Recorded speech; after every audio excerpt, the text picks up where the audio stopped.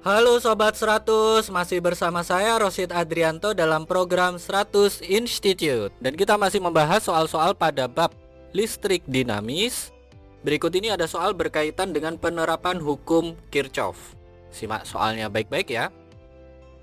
Jadi di sini ada gambar, Sobat 100 lihat dulu ya gambarnya ya.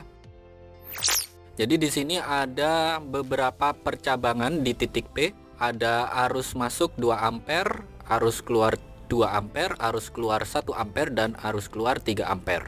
Nah, di sini ada satu kawat, nilainya I saja.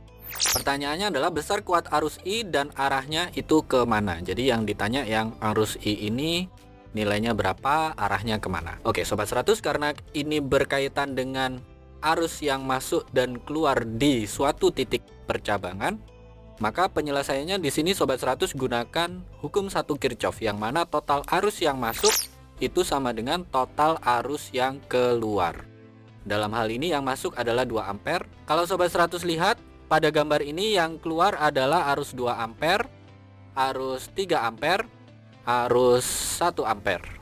Nah, kalau Sobat 100 hitung, yang keluar dan yang masuk itu ternyata lebih banyak atau lebih besar yang keluar, sehingga kita asumsikan arus I ini arahnya masuk titik P, sehingga kita tuliskan di baris berikutnya 2 ampere ditambah I sama dengan 2 ampere tambah 3 ampere tambah 1 ampere. Ini ada yang sama ya, 2 ampere di ruas kiri sama 2 ampere di ruas kanan. Ini kita coret habis, sehingga I sama dengan 3 ampere tambah 1 ampere. 3 ampere tambah 1 ampere hasilnya adalah sama dengan 4 ampere.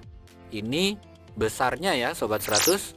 Nah, untuk arahnya tadi adalah masuk ke titik P atau menuju titik P. Nah, bagaimana Sobat 100 sampai di sini bisa dipahami ya? Ini sangat gampang sekali. Jadi kalau ada suatu titik percabangan, ada arus yang masuk, ada arus yang keluar.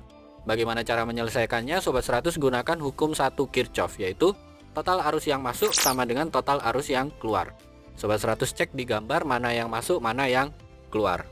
Nah, untuk penentuan arus yang tidak diketahui ini, Sobat 100 cek angka dulu ya. Kalau ternyata arus yang keluar itu nilainya lebih besar, berarti arus yang tidak diketahui ini kita anggap sebagai arus yang masuk titik percabangan.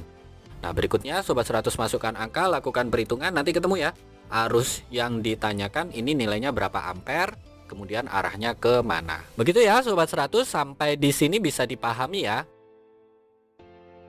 Nah, kalau Sobat 100 sudah paham untuk video penjelasan ini, Sobat 100 bisa melihat atau mempelajari video penjelasan yang berikutnya. Lalu, untuk pertanyaan atau soal-soal berkaitan dengan mata pelajaran matematika, fisika, kimia, Mandarin atau English, Sobat 100 bisa tanyakan soalnya di aplikasi tanya jawab soal. Oke Sobat 100, selamat belajar ya.